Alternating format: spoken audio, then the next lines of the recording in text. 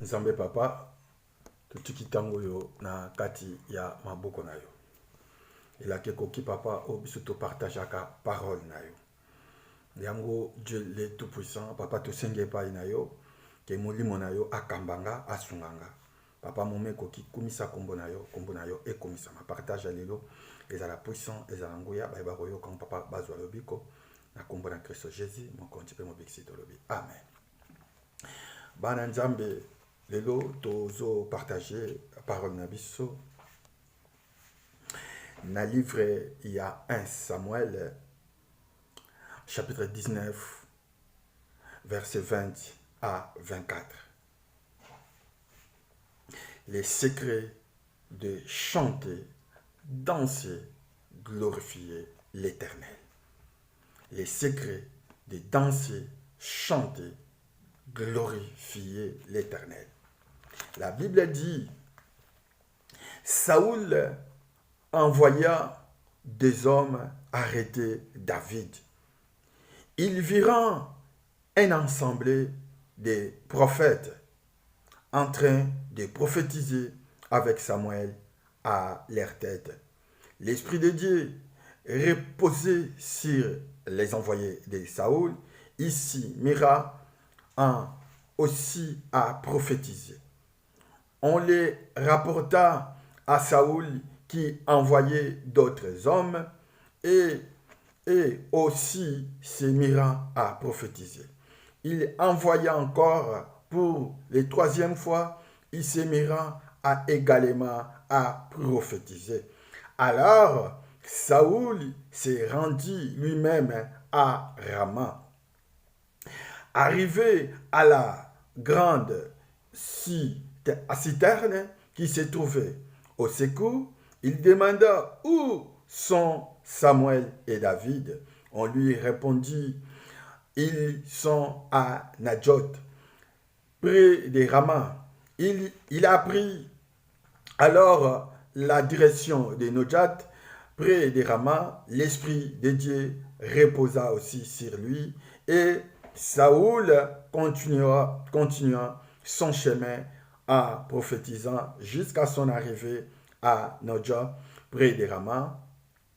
Il retira ses vêtements et prophétisant aussi devant Samuel, il jeta nu par terre et resta ici tous ces jours-là, toute la nuit. Voilà pourquoi l'on dit Saoul est aussi parmi les prophètes. Bana Nzambe, tozo parler si les secrets de chanter, danser, glorifier l'Éternel. Bana Nzambe, les secrets ya chanter, danser, glorifier l'Éternel, ezalaki na kati ya ensemble moka ba prophète. Na kati ensemble wana mutazaki kokambango ezalaki Samuel. Samuel mutazaki kokamba l'église oyo babengi yango assemblée ya ba prophète. Bango mutu bazalaki kokamba l'église wana. Bango mutu bazalaki ko prophétiser pona makambo ya Nzambe. Bango mutu bazalaki koloba pari ya Nzambe. Mais David azalaki koluka David, bazalaki koluka David na Samuel, histoire boyebi na 1 Samuel chapitre 19 à 20 à 24 que bazalaki koluka David, bazalaki koluka moyen so ba bomaye, bazalaki koluka moyen moko ba éliminer, bazalaki koluka moyen moko a exister sous na mokilité na travers ya nani, na travers ya Saoul. Saoul atindi ba serviteur na ye.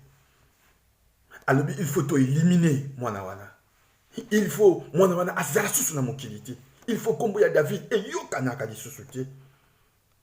David azalaki mutu oyoyo asalaki mabete, asalaki eloko moko te, azalaki ni na rancune vers Saoul, azalaki na motema moko te ya mabe vers ye.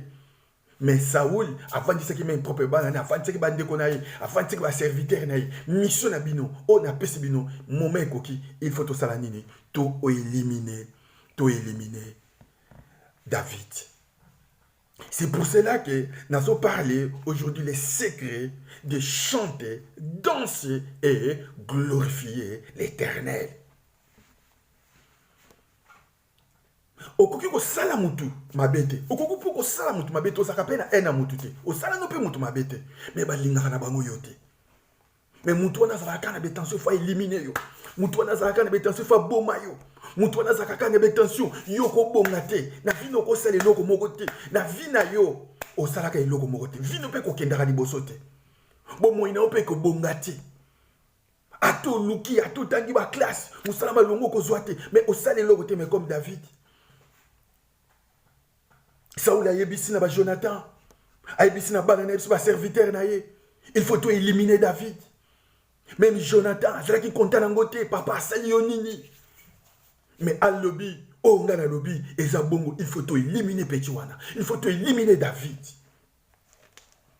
Jonathan a tenu que vous rencontrez makambo na nyonso papa na ya yebisaki qui a lobby mon ami il faut écarter il faut la musique parce que papa nanga a sali réunion na buto lelo papa nanga a décidé que yo okozala susu na mokilité il faut ba éliminer yo ba réunion monsieur zo sala na butu ba réunion monsieur zo sala na ba mai na ba cimetière na mokili na ba ndaku même ya batu ba zo sala réunion mutu wana faut to empoisonner mutu wana faut to bomaye mutu wana koko bonga te mutu wana koko résister te na musala wana faut ba longola ye na libala wana iko simba ta ko simba mwana ta ko bonga te mama na mokili eza na batu ba sala ka batu ba réunion na monde ba décider na monde ba diable na monde ba satanisme mais lelo biso pe ba ime biso pe batu pe baza ba lingaka yo te osali eloko moko te ba kombataka vi na yo ba bundisaka bomoi na yo ba lingi to réussir ba lingi to kende liboso ba lingi te na vi na yo sali eloko moko zo sala mais mbongo po simba moye te ba demande okoki kokotisa bango balobi vine kozala mitelengano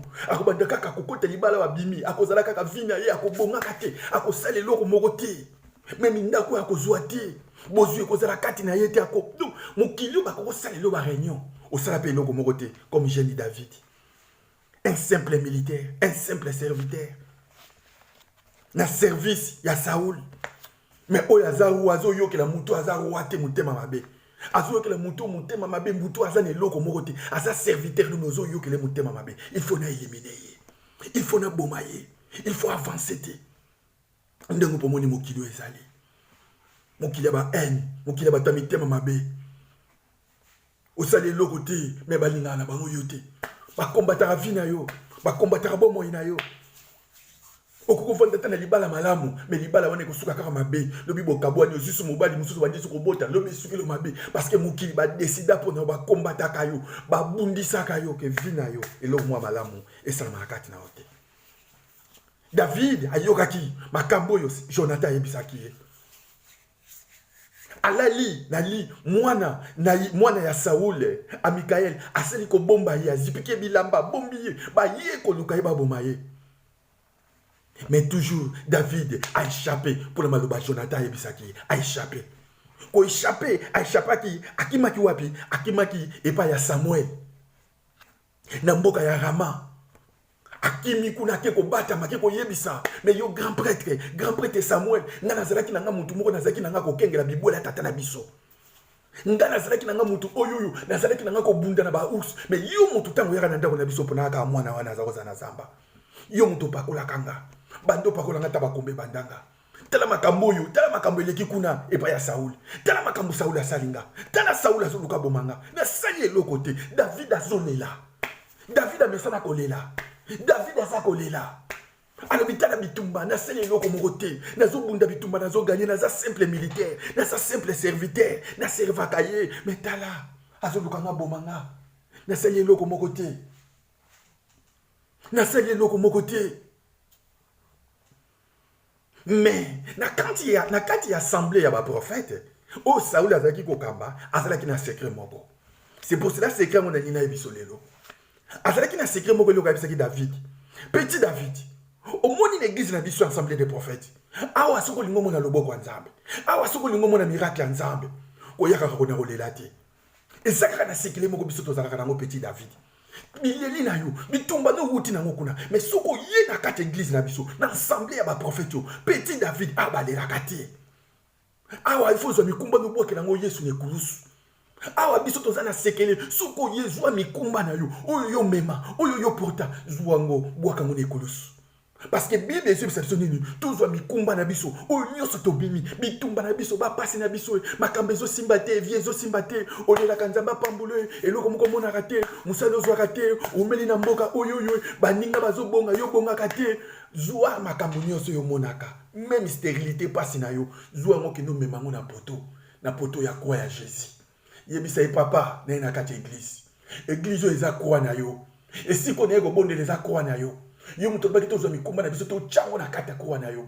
Yo muto baki to zo mikumba na biso to bua kango na kata kulusu na yo. Papa, na ye go bua kango ne kulusu na yo.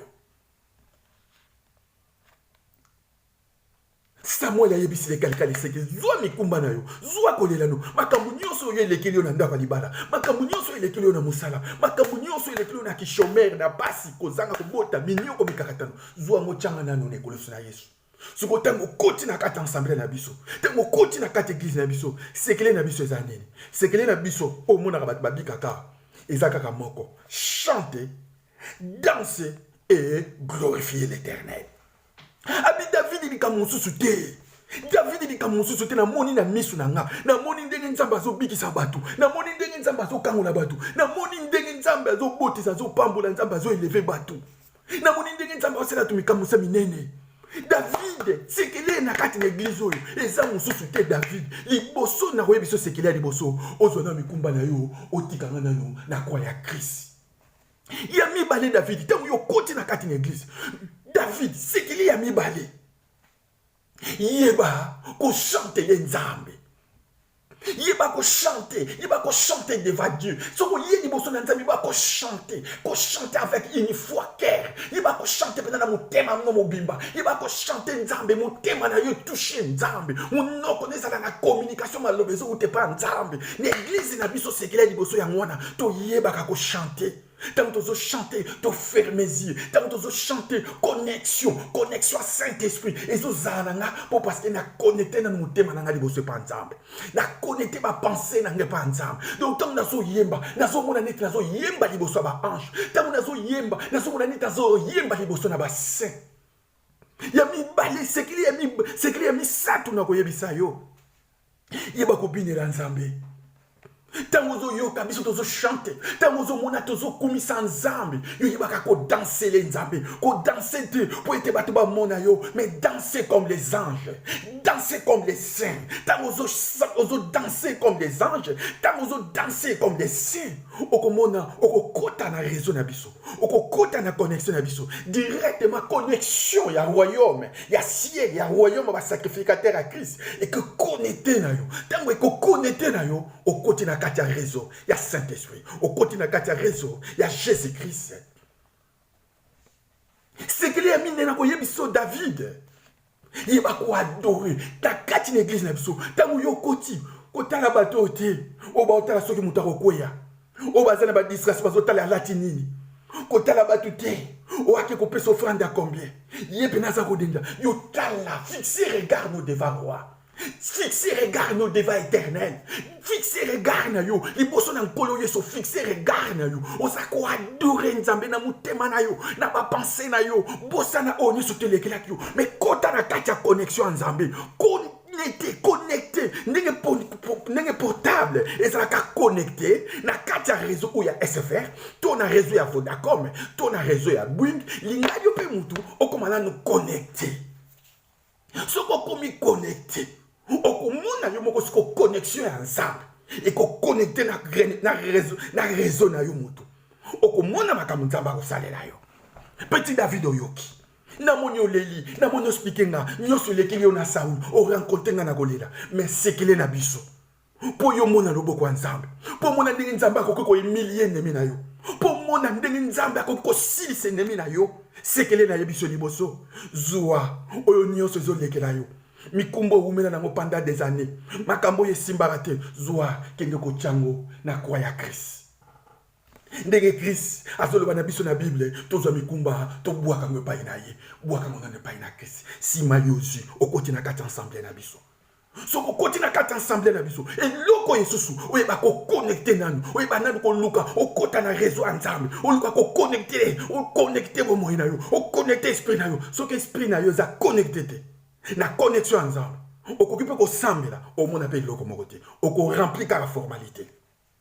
Mais lingaka liboso tango yo koti na kati ensemble na biso ba prophète luka liboso yo zala connecté na réseau ya royaume nzambe soki yo connecté esprit na yo o connecté âme na yo okomona connexion ya nzambe ko frapper yo tango ye ko frapper yo mbala moko osali liaison ya connexion ya nzambe na ya yo o connecté mbala moko ton esprit o connecté présence mais pas nzambe tango wanda ko yembela nzambe tango wanda ko binela nzambe tango wanda ko adorer nzambe okomona makambo nzamba osalela o David sekele na yebisu yo yango yo même na kati na église na yo lingaka liboso tango yo zokota même na kati ya ndako na ba problème ozana na ba souci ozana ngo lingaka nano ozo makambo umeli nango onyo se frena yo ekanga yo ki célibataire makambo esimbaka te osala boye zo marché te o changer ba église o kende tanto kende na église anania a gagner bino confiance. Tanto kendaki na église ya Saoul. Église etonda na haine. Église etonda na lolendo. Église ngakati batu babonga.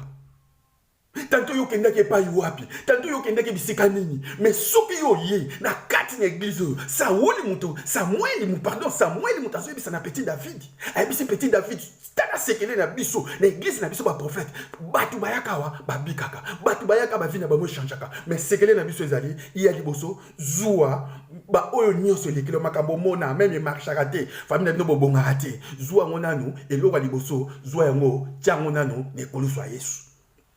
Ya mibale tango yo tia mikumba na yo otikali libre siko lingo kotana na connexion ensemble lingo connecter présence na yo o connecter vo sentir tango nazo bondela na sali boso ensemble tango nazo bondela position na bandaki ko bondela na position na simbeli na sisi ko bondela na ebite soki nazalaki na position nini parce que outi na connexion ensemble outi na réseau ensemble lingana no connecté tango yo connecté banda siko ko adorer nzambe linga eloko liboso na prière nous ala ka connecté linga eloko liboso ozala na présence o sentir na présence en nzambe tango ozala na présence ya nzambe et ko attirer connexion en nzambe et ko attirer saint esprit ko ya et ko attirer molimo akitela yo et ko attirer molimo avandela na yo tango zo bondela malobezo ya yango moko tango zo bondela zo peso posa ko bondela c'est pour cela que sekele Samuel a dit na David lingo zana nous connecter na kati ya réseau na biso lingo kota na connexion en nzambe linga na sekele on a biso chanter danser glorifier l'Éternel okomona makambo nzamba salela keo akosalelo pardon. Bible ezolo bana biso boyeke Samuel atindi ba militaire na liboso atindi ba serviteur na liboso ba lobi tango ala baladi David na kati ensemble ba prophète ba keko kuta David na Samuel ba sa ko adorer nzambe ba sa ko chanter danser glorifier l'Éternel chanter danser glorifier l'Éternel chanter danser glorifier l'Éternel ba langwe na kuita obinela nzambe ba langwe na kuita adoration ba langwe na kiti balangwe pardon na kwiti ya présence en nzambe balangwe na kwiti ya molimo mosanto balangwe bakomo mona ba ange bakomi komona bakomi na dimension mosusu balobi tango ba militaire wana bakoti tango ba serviteur wana bakoti tango ba koti na kati église wana ba kiteke église wana ezaki na sekelemo ya puissance en nzambe ba yebiteke église wana ez église moko etonda na kati na nguya tango ba koti po ba kende vers David azalaki na Saoul, il bazalaki ko chanter, il bazalaki ko danser, il bazalaki ko glorifier l'Éternel. Puissance ya nzambe et saisir na kati ya ba serviteur wana. Tango saisir bango moko, bakomi susu, bakomi ko binela nzambe. Bakomi ko danser. Et même bango ba longo bilamba. Et même bango ba convertir. Et même bango ba changer vie. Balobi sango zonge di Saoul, pardon, tango yoki di susu ndenge wana, atindi susu deuxième convoi. Il y a ba bataille, il y a ba militaire, ou il y a ba guerre, ba guerrier, ba yindi susu. Pour être ba combattre bon moya David, ba kokokuta David, azako danser, chanter, glorifier l'Éternel, chanter, danser, glorifier l'Éternel, chanter, danser, glorifier l'Éternel. Bango bazo chanter, bango bazo danser, bango bazo binela nzambe, bazo komisa nzambe, bango elongo na ba ange, puissance nzambe kiti l'église. Dans le deuxième convoi ya ki ba militaire, ya ba serviteur à David, ba connexion nzambe frappe ki bango. Bazwa ki humiliation na bango. Baloba ke bango bako ikoloba. Que David mutatindi, ça pardon, Saoul mutatindi biso. Balo elobisa ki bango, balobi sango esonga ki se pas Saoul. Balobi bato yo tindi, kuna lisusu baza humilié. Alobi ngamoko, mutu na ko kende kuna. Mama, bakoko tindela ko batwa frena kayo, ba bloka kayo, ba moni zo kufate, ba moni ka ko zo bondela. Mama yeba ka sekele mona kati ya vina yo. Papa yeba ka sekele na kati ya bomo ina yo. Et loko liboso même partout, même na kati ya ndako no ba souci, ba problème, même en église ke zo prier. Et loko liboso ko kenda ka kaka tena mikumba no ndengo kotaki. Ndengo kotaki na kati église, ndengo popimi na mikumba na yo. Ndengo kotaki na kolemba, obimi pepe kaka na kolemba. Oyaki na kati ya ba souci, ozombe na kati ya ba souci. Oyaki na mikumba na yo, obimi kaka na kati ya mikumba na yo. Zuaka mikumba na yo. Kango na nous croit à Christ. Tango yo ye liboso na nzambe, lukana no zana, okota na no na réseau nzambe, o connecté na présence à Saint-Esprit, o connecté aux na connexion à liaison yo na Jésus. C'est pour cela que sekele wana, oyo grand prêtre Samuel, a dit que petit David, awa na église na biso ba lela raté. Awa pa nanga ba lela raté. Et pas na biso sakaka, sekele na biso ezali, zwa mikumba na yo.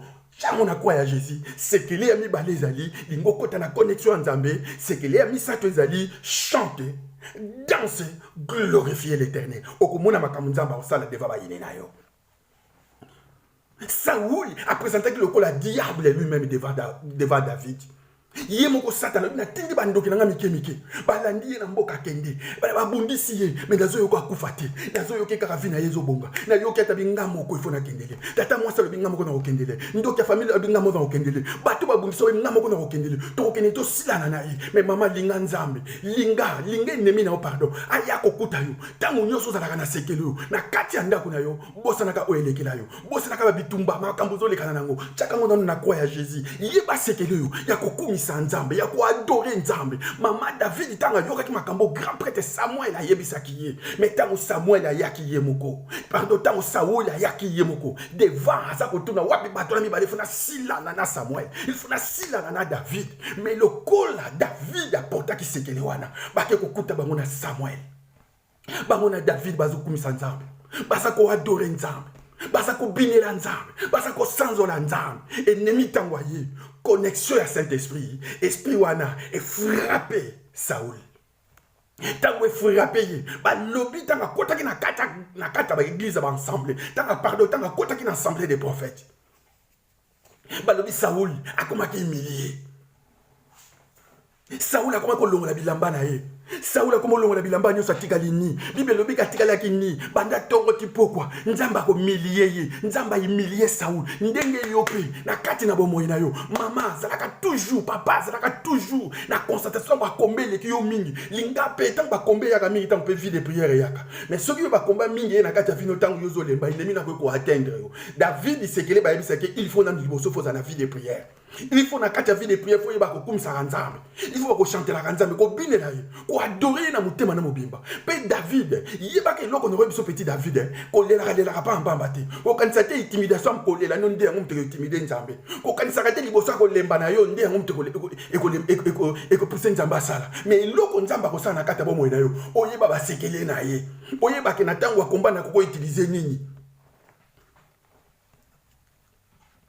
David eloko ayebaki yango wana balobi ke Saoul akomaki humilié parce que tango ayemba na moko connexion ya Saint-Esprit frappé ye na kati église ba prophète tango frappé ye pas comme chanter danser glorifier l'Éternel chanter danser glorifier l'Éternel abandi ko longo na bilamba na ye abandi ko biloba loba na ye jusqu'à l'ongli bilamba na ba roi jusqu'à l'ongli be penaye à l'ongli minduki na ye à l'ongli be bundeli na ye a déposer atikaleni nzambe pa ko sala ngoli boso ba yini na yo nzambe pa ko sala ngoli boso muto ya menasa ko bundisa yo atindelo mi pepa mabe mandenge na ndenge atindelo ba komba afrena vina yo akanga yo pendant des années vina yo bonga kate bo moina yo bonga kate o vanda kana mabala te vina yo bonga te baninga bazo voyager baninga bazo zo poste baninga bazo zo mikanda tanto ko zo mukanda ngobo musaleza rakati komisa otabana bango mais zonge pa ya nzambe David a compris bina zongela nanu Samuel na zongela nanu Samuel na zongela muto apakola ki ngai na zongela muto apona ki ngai tango okozongela nzambe il y a de quelque chose nzamba ko sala kata bo moyo na yo yango nazoyebisa papa mama lingo zongela nanu nzambe kozongela nzambe tokende na église okende bolingana ni yomo kozongela nanu nzambe ozonga na kati ya présence ya nzambe papa soko ozonga na kati ya présence ya nzambe okomi connecté na présence ya nzambe okomona makambo nzambe akosalela kati ya bomoi na yo.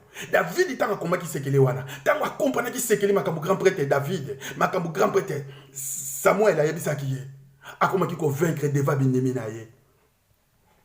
C'est pour cela, tango yoki révolte ya Absalomo, mwana na ye, apaluki pa ya kobomaye. C'est pour cela que bina, ake kokumisa nzambe na psaume 3. Éternel, que mes ennemis sont nombreux, quelle multitude s'élève contre moi. Combien qui azo yembela nzamba za ko adorer nzambe. Nzambe tala ba yinanga bango na basakoya. Bazo ya ko bundisa nga baleki nga na makasi. Oh, psaume 35, éternel combat ce qui me combattent. Aza ko adorer nzambe, aza ko binela nzambe, a invoquer connexion à nzambe, a invoquer présence à Jésus, a invoquer présence à Saint-Esprit. Tango connecter. Balobi na nzela pa Absalomo azalaki koya. Suki Absalomo azalaki ebele, elinga makina nzete. Ba o bazalaki na sima bazako yana ba épée ba garde corps na ba militaire ekotaki Absalomo akufaki pour David ayebaki sekele ayokaki alobaki na zonga na pas Samuel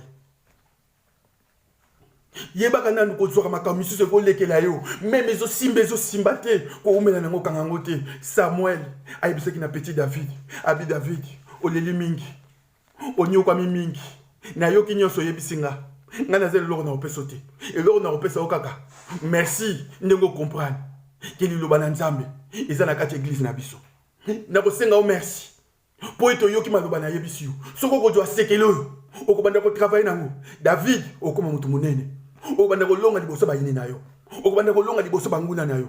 David sekele na koyebiso yango yo yebaka liboso na nzambe kolukaka nano za la connecter na présence ya nzambe yebaka nano za mikumba no tikaka ngonano makambo nyoko no bundi oleli mingi oseli nyoso na vie na yo osalaka kaka po nzambe asali le simbate zwa ngona oublier ngo tika ngona kwa Christ et comme problème à Jésus et comme problème à Christ yemo comme ta ko traiter ngo yemo comme ta ko traiter problème wana yemo comme ta ko traiter makambo umela nango banda ko talanga bande kolingo connecté nanga bande kolingo za na présence nanga tango za na présence à Jésus yebaka na kata présence à Jésus yebaka ko binela nzambe yebaka ko chanter pour nzambe yebaka ko adorer nzambe et ko attirer eloko moko sama na kata bomoi na yo et ko attirer eloko moko sama na kata bomoi na yo bakoko bundisa bakoko tindelo Saoul atindaki bato anena ndenge ba combattre bakene ko kanga David mais azaki ko kota David azaki toujours jour et nuit na présence nzambe.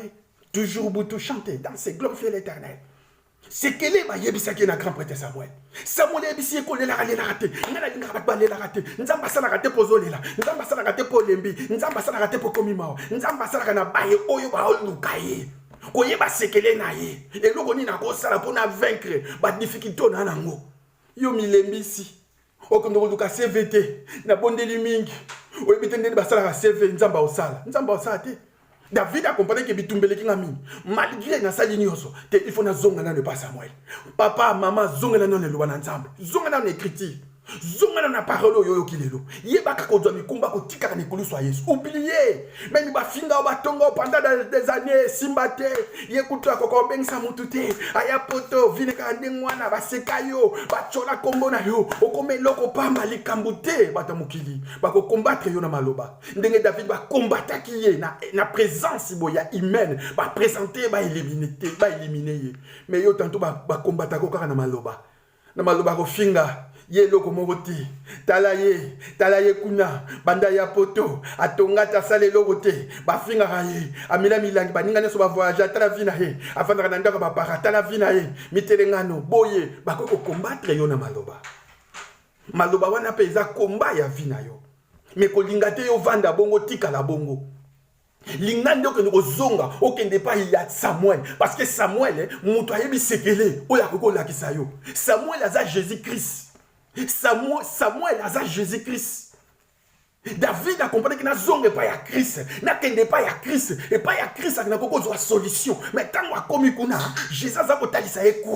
Soko ye ko sambela nga zo na mikumba na yo. Zo makambezo lekelo pendant des années mais ba finga yo mena milango boye ba sa ko tuka yo zo ango oublier yango. Latisa ngo lokola manteau ndenge to latisaka. Zo yango crochet yango na kwa ya Christ.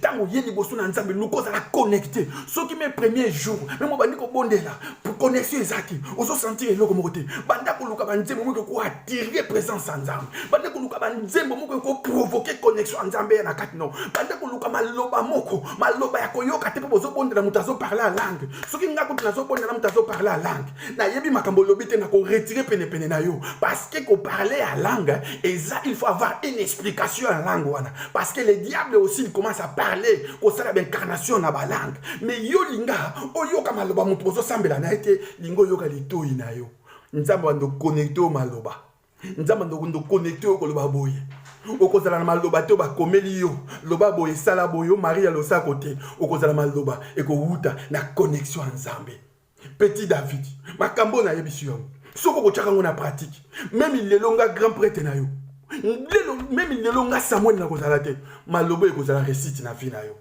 c'est pour cela ozomona livre ya Psaume et comment na chapitre 1 jusqu'à 150 saison maloba oh Samuel ayebisa ki esekele wana ya koyeba kozoka nanu mikumba na yo ndenge bafinga yo batonga yo ndenge bachola yo ndenge bakritikaka yo ndenge baloba ndumba balaka te mutu maladi boye bako kritike yo bako peso bakombonisa za bakomba o bazobundisa yo po ba réduire yo na souci po yo konda otikila bango mokili mais oublier yango zo yango bwaka na croix ya Christ kende pa ina Yesu et pas une solution parce que yende résurrection ye mutakoko seku sa obi pa ba ntera vie na yo ye mutakoko seku so bi pa ba frena vie na yo David itang ba comprendre ki makambo yo même i propre famille na ye mwana na aboti a révolta ki contre ye po ya ko bundisa ye Bible ezotalisa biso Bible etalisa biso et que akota ki na ndako akenda ko sala makambo balakisaki Sorotali na livre, il y a 2 Samuel chapitre 15. Okomona ndenge Absalom a révolté contre tata nae. Akende même ko combattre vie na yo. Ndenge poko na famille ko révolter contre vie no bongati. O sale loko moti. Zana sekele neti sere na moko boye. Ai bisinga benga ngai. Abibana na bazaki tangu nyonso. Omona ba l'esprit mo bon taquer bango. Omona bakimi mame boy na bisi bango mais na ki ko comprendre eloko moko na lobité na yoka kamate na Bible ai bisi na bana ni sobo moni susu molimo moko bobo bange take bino bo bakaka Jésus comme ça bengai abi na moni esprit moko take mona kaki Jésus na yoka ke pa inaza na moni mwana lali na lobi oui au sali malam parce que à comprendre que c'est que les gars ko yeba Yesu na bitumba no lingo yeba Yesu na vie na yo lingo yeba Yesu yeba ko yeba sekele chanter danser glorifier l'Éternel soko yebi biloko no ko longa balobi ke Bible était sur que Samuel a sa pardon Saoul a qui humilié tango yeba kanga David kuna bango basa ko adorer bazo binela nzambe balobi David tango bango na Samuel basa ko kumisa nzambe connexion ya nzambe frapaki na kati na Saoul akoma ki humilié Maman liboso ba ino liboso ba problème na yo yeba ko chanter danser glorifier l'Éternel okomona bakamunzamba osana kata ba moina yo yeba ko chanter yeba ko danser yeba ko glorifier l'Éternel avec une connexion il y a Saint-Esprit avec une foi ferme okomona bakamunzamba oselo David amona ki mona meso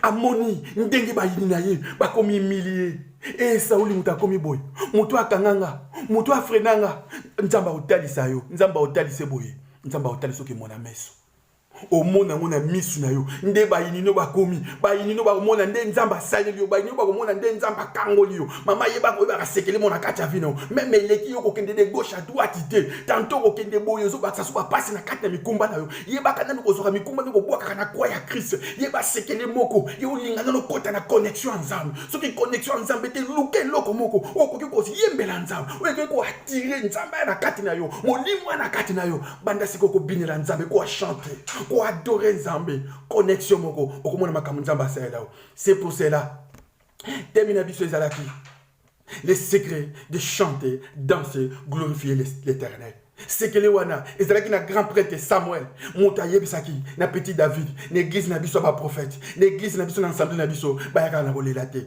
bayaka na balamataso te na umeli na paso yo na nyokwami na bundi mingi na bayi na nga vie de prière na zilaki pe libala ngo na suite na lukaki pe nzambe apambulanga o abotisanga apesanga la tsanga baka mariage asalanga bonzamba ko pasalité na lembi na nga lobi awa na église na biso balamataka na ngoti a na église na biso balelaka na bangoti awa nengo ye awa zwa mikumba no tchango na quoi ya Jésus.